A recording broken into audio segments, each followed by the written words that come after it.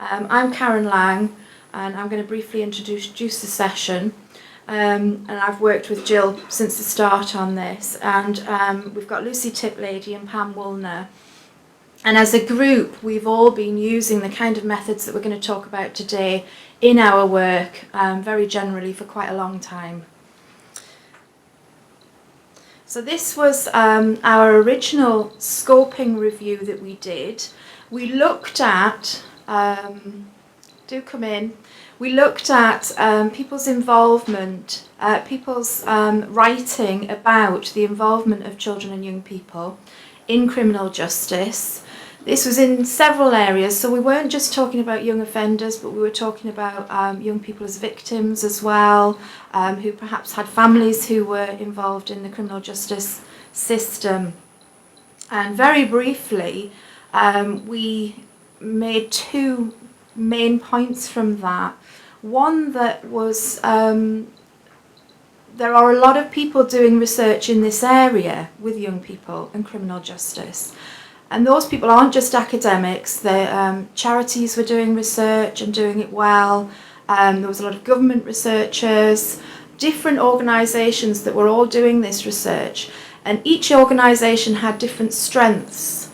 And so what we've recommended based on that was that researchers should really work together to build on each other's strengths. So that was one point. Another thing that we found from our scoping review was that there is very little practical advice or sharing of information out there about how you actually do engage young people in research. One of the things we found is that people were doing research on children, not so much with children, but that wasn't just about the ethos that people had about what you did with children, but it was also about a lack of knowledge about the kinds of things that you could do that would appeal to children and enable their participation in research. So that's where we got to after the scoping review, and we've got copies of it available. And we've developed this workshop and kind of variations on this workshop that we've delivered in different contexts so that people can get a hands-on feel for some of the different ways in which you can engage young people in research. And we've also produced a booklet about the kinds of methods that we're going to show you today that you can take away at the end. So I'm going to pass you over to Pam, who's going to explain a bit about the background to the methods we use. Very quickly so we can get on. So what we're going to sort of give you a chance to try out and talk to each other about are what we've come to call visual methods to mediate encounters, because so often research, not just with children and young people, but general research in various social contexts, people fall back on the old tried and tested of focus groups and interviews, and possibly don't really think about why they're doing that. You're doing a bit of social research. You don't perhaps have enough time to build up the sort of relationships that some of the innovative practices we see around here today are based on. You just need to go in quickly and get some opinions. So as I say, so often it's focus groups, interviews, not terribly well thought out. Coming into that, there is increasingly in various areas. We're based in education, but in other disciplines as well, there's this interest in what are loosely called visual research methods, and quite a lot of excitement around visual research methods, and a massive range in what people consider to be visual research methods. But we think there are, whatever you think visual research methods are, I think these questions are worth asking. What sort of things are there? How do they differ from those traditional, and by that I do mean pretty much focus groups, interviews, maybe surveys, those sort of what you think of as traditional social research methods. And if they are different indeed, what are they adding? Why bother, essentially? And hopefully your experience today will give you a chance to see some of the things we've used and think about those questions. So there's, I say, a lot of excited writing that has been over the last sort of 10, 15 years. Getting very excited about what visual research methods can do, particularly with children and young people, but more generally than that.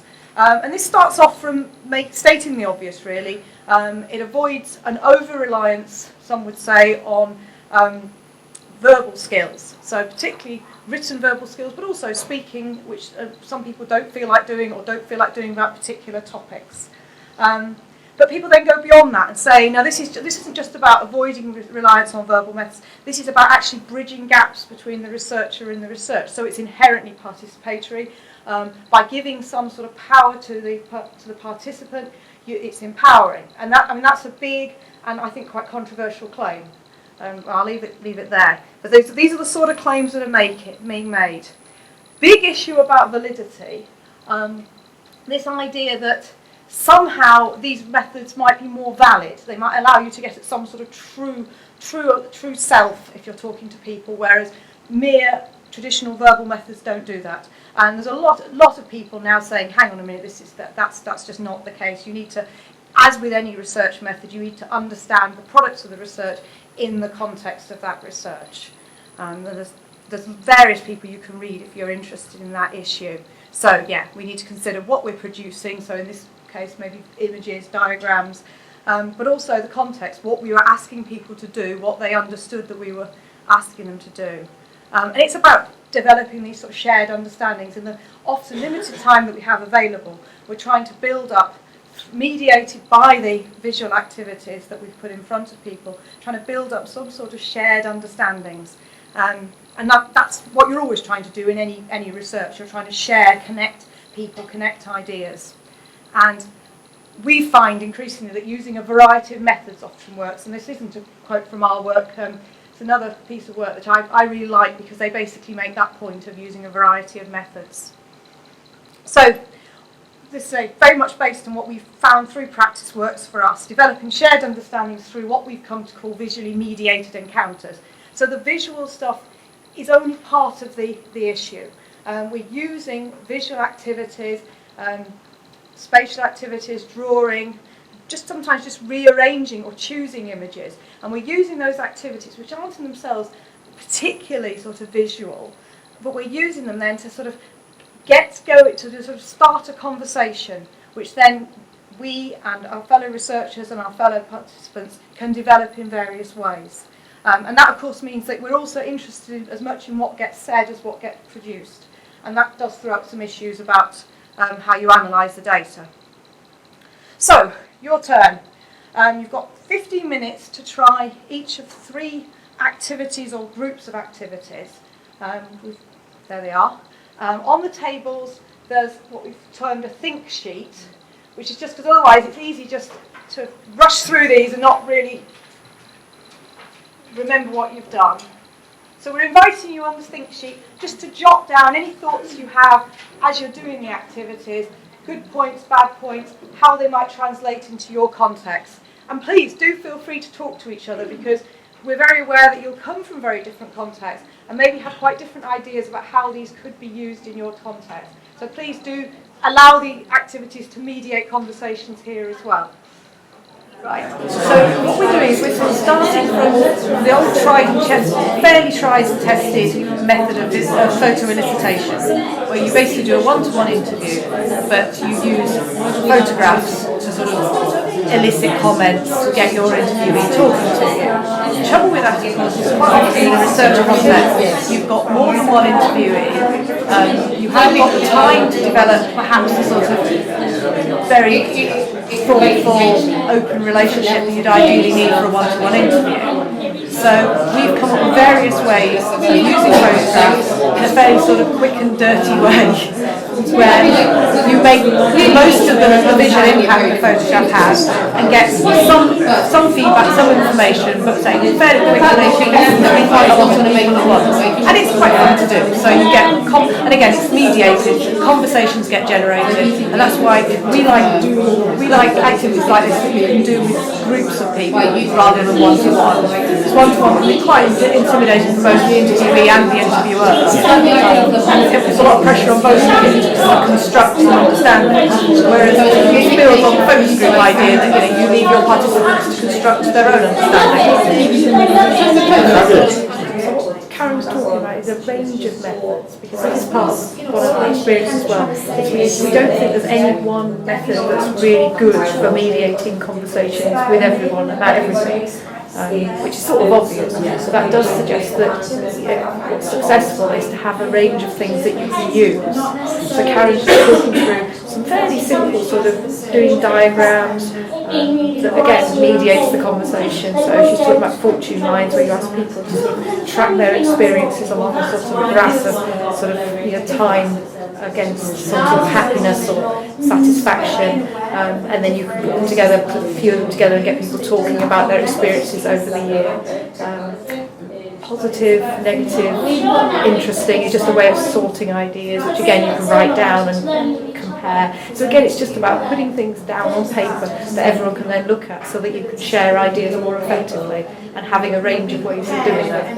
Okay, we've seen as well the use of, I don't know if the camera's seen, but there have been some drawings down on the tape as well, some photographs and some drawings. Yeah. Is that with a slightly different age group? There's a feeling that you can ask little children to draw things, but actually that begs a lot of questions. And in fact, little children sometimes draw in a very particular way, which isn't particularly because of what they want to say, but because of styles of drawing that they've learned. So I think drawing is quite an awkward one. We've made some use of drawings, but it's very much framed by a particular context, and certainly in a school context, if you ask children to draw, they draw the sort of things that they are usually rewarded for drawing in school and in a certain style. So I think drawing has to be approached quite carefully, and certainly with older children and young people, lots of them just immediately say, well, I can't draw, and it's more intimidating than asking them to write something. Okay, so I'm thinking in this kind of respect, the use of photographs is a slightly better way in. Yeah, or diagrams. So the diagram's surprisingly good. The fortune line method is really quite straightforward because it's not about writing. It's about something purely visual, but doesn't require sort of artistic skill. I hope you've enjoyed talking about pictures. There's an article I was referring everyone to, which has got that title by Harper, talking about pictures, a case of photo elicitation. We have certainly found that talking about pictures, putting things down, even in words, in a way where everyone can see them and then talk about what's been said, but visually available for everybody, can be moved around, help people to think and say shuffle ideas around sort of physically, can be really useful and really help to build those conversations between participants and researchers, and also between researchers when you're working in a team. So it's just a sort of summing up slide, what we have noticed in practice. And I don't think any of this is particularly unique to us. I mean, refer you to this publication which we're going to hand out before you go, which is where we talk through these methods, give you a few more references. Lots of these ideas are being used in practice by loads of other researchers, and probably also by lots of practitioners who aren't bothering to write it up, who are just going ahead and using it. But I think in a nutshell, we like working in this way, visually mediating our encounters in research, because of the immediacy of something to look at. Pictures grab you even and make you think of things you might not have thought of otherwise. Inclusivity, I think this can be overrated, but on the other hand, I have had people sit down and say, oh, I won't have to write anything, will I? And never yet had anyone sit down and say, God, I won't have to look at any pictures, will I? Although I suppose there's time for that if we'll keep doing lots of visual things.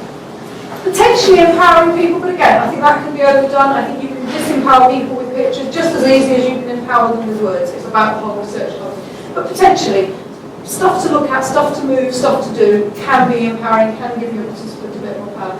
Something to look at. Goodness me, doesn't that make it easier to talk to somebody else, or is it just me?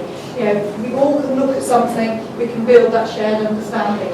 Interesting matter, if you're going back to the same people over a period of time, is there the potential with these methods to take things back? If you've asked them to draw something, or if you've asked them to do a diamond ranking and stuck the pictures down, there's a potential to go back and say, this is what you thought at the beginning of the course, what do you think now? Or this is what you thought last year, what about now? And we've certainly found that useful as researchers. And this is a funny one. We have really noticed, and that photograph really shows it, and you might have found it yourself, that physically shuffling ideas around does seem to help you to clarify some ideas and bring up other ideas. So there's something about the sort of spatial aspect, and certainly with the diagrams like the fortune lines. There's something about diagramming or moving things around, and say it's more spatial than visual really, which I think is a side to visual methods so good that most people don't talk about that much, but is implicit in them. So I hope you enjoyed that. Please do take several copies. We have plenty. And get in touch if you'd like to share ideas, methods, whatever.